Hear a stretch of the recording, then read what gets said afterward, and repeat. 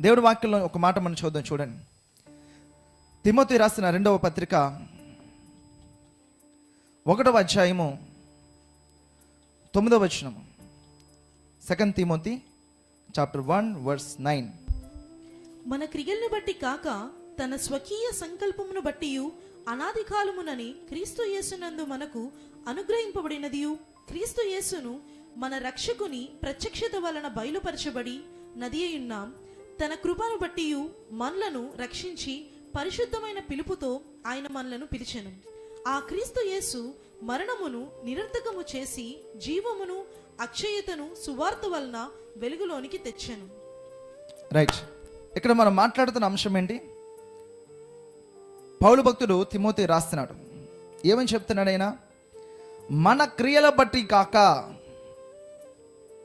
ఒక విషయం మనం అర్థం చేసుకోవాలి, దేవుడు మనల్ని దీవించేది మనము చేసే క్రియలను బట్టి కాదు, కానీ ఆయన చేసిన క్రియను బట్టి దేవుడు మనల్ని దీవిస్తున్నాడు. మనల్ని దీవించేది ఎలా దీవిస్తున్నాడు? ఆయన చేసిన కార్యం బట్టి. ఏం చేశాడు ఆయన?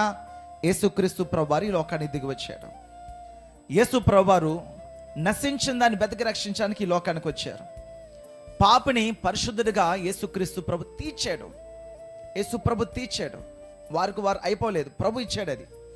సో ఈరోజు ఈ మాటలు వింటున్న మనము, మన క్రియలు మురికి గుడ్డలా కనబడుతున్నాయంట.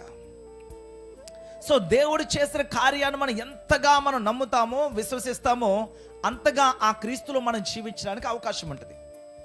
మనకి సమయం అంతా కూడా, ఒకటి మనకున్న సమస్యలు, 2 మనం చేయలేకపోతున్న భక్తిని, ఈ 2 అంశాలను పట్టుకొని మనం నిరాశలోకి వెళ్ళిపోతుంటాం. అంటే వారంత ప్రార్థన చేస్తారు కదా, అందుకే వారు దేవుడు వాళ్ళకి ఆ దీవెనిచ్చాడు. వారు బాగా బైబిల్ చదువుతారు కదా, వాళ్ళు బాగా దేవుళ్ళు ఉంటారు కదా, అందుకే వారు దీవించబడతారు.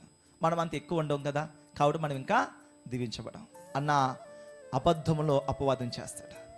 సో కాబట్టి ఎవరికి వారు ఎక్కడ ఉన్నా, ఏ స్థితిలో ఉన్నా, మన క్రియలు బట్టి కాదు, దేవుడు చేసిన క్రియలను బట్టి మనం పరిశుద్ధులుగా తీర్చబడ్డాం, నీతిమంతులుగా మనం తీర్చబడ్డాం.